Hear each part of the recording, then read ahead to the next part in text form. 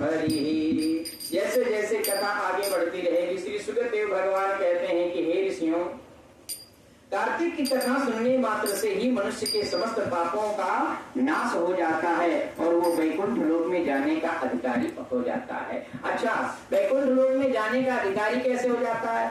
अगर आप बिल्कुल स्वच्छता, पवित्रता, तन मन धन से भगवान की सेवा करोगे तो आप 100% अधिकारी हो जाओगे। लेकिन कहीं न कहीं ये आप भी जानते हैं, हम भी जानते हैं, शास्त्र भी जानता है कि मानव का जीवन और गृहस्थ जीवन ये दोनों बहुत कठिन है।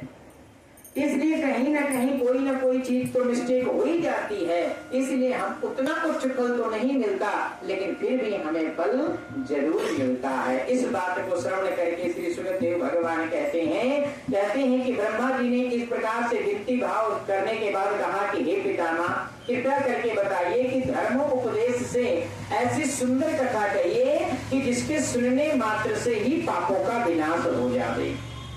क्योंकि पापों का विनाश और कैसे करोगे?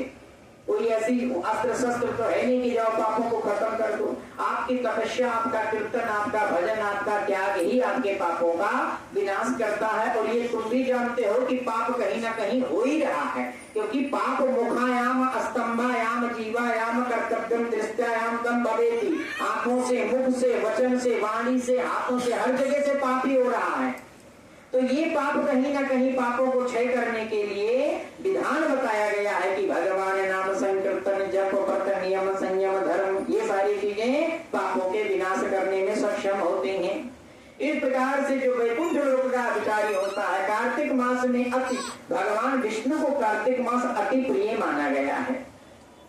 ऐसी परिस्थिति में जो भगवान की तपस्या करते हैं, त्याग करते हैं और दातून ब्रह्म मुहूर्त में उठ करके 4 बजे स्नान करके और भगवान की, और एक चीज और बताएं, हम लोग तो मान लो कि यही मंदिर में आ रहे हैं, आप अयोध्या में गंगा जी के तट पर या बड़े बड़े किसी भी तीर्थ स्थल में चले जाओ, वहाँ पे कितने ऐसे लोग चले गए होंगे कल्पवास करने। कल्पवास का मतलब जानते हैं? वो 4 बजे सुबह गंगा जी में जाकर के नहाते। कुछ लोगों को तो महीने भर का होटल का पैसा दे करके, वहाँ बाहरी लोगों की बता रहा हूँ मैं, होटल में पैसा देकर के 1 महीने के लिए होटल बुक करवा लेते हैं और जाकर के सरयू में नहाते हैं। नहाने के बाद वहीं पे सुबह से लेकर के भगवान का नाम करते हैं। फिर जाकर के अपने होटल में, वहाँ जहाँ भी उनका ठहराव होता है, वहाँ पे जाकर के अपना भोजन भजन करते हैं। उसको कल्पवास का महीना कहा जाता है।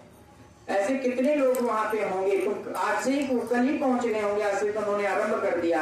तो हमें जो ये सौभाग्य मिल रहा है और परमात्मा ने तुम्हारा हाथ पकड़ रखा है, तो प्रयास करते रहो कि जब भी ऐसे काम करने का अवसर मिले तो पीछे हटने का बुद्धि में कोई दुर्बुद्धि ना पैदा हो जाए। नहीं, जो सो रहे हैं उनका क्या कुछ हम कुछ बिगाड़ पाएंगे ना जबरदस्ती कर पाएंगे? नहीं, लेकिन लिखा है यही सर आवत अति कठिनाई, यही सर आवत अति कठिनाई, राम कृपा बिन आई न जाई, राम कृपा बिन आई न जाई। यहाँ आना भी अपने इच्छा अनुसार नहीं होता। जब तक स्वयं भगवान नहीं बुलाता है, जब तक परमात्मा की कृपा नहीं होती है, तब तक आप चाहते रहो, ऐसा सोचते रहो, अरे बुढ़ जाएंगे, हो गया मेला और हो गया, जब तक गए तब तक। इसीलिए ये भी परमात्मा की कृपा के अनुसार ही होता है। समय का बड़ा ध्यान में रखा जाएगा।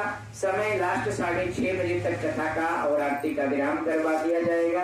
प्रयास करते रहेंगे। जिस दिन कथा लंबी होगी और दूसरी कथाएं जुड़ेगी उस दिन समय बढ़ सकता है, लेकिन समय का हम बहुत पंचोल आदमी, इसलिए समय के अनुसार ही सारा काम करने का प्रयास करेंगे। बोल श्री गोविंद भगवान की, लक्ष्मी नारायण भगवान की, बोल कार्तिक महात्म की जय। श्री कृष्ण गोविंद हरे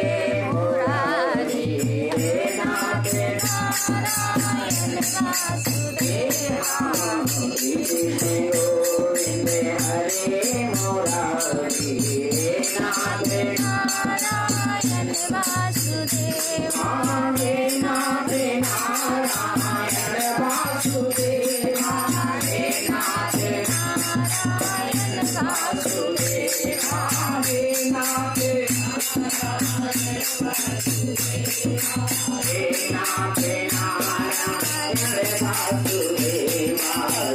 कृष्ण गोविंद हरे मुरारी हे नाथ नारायण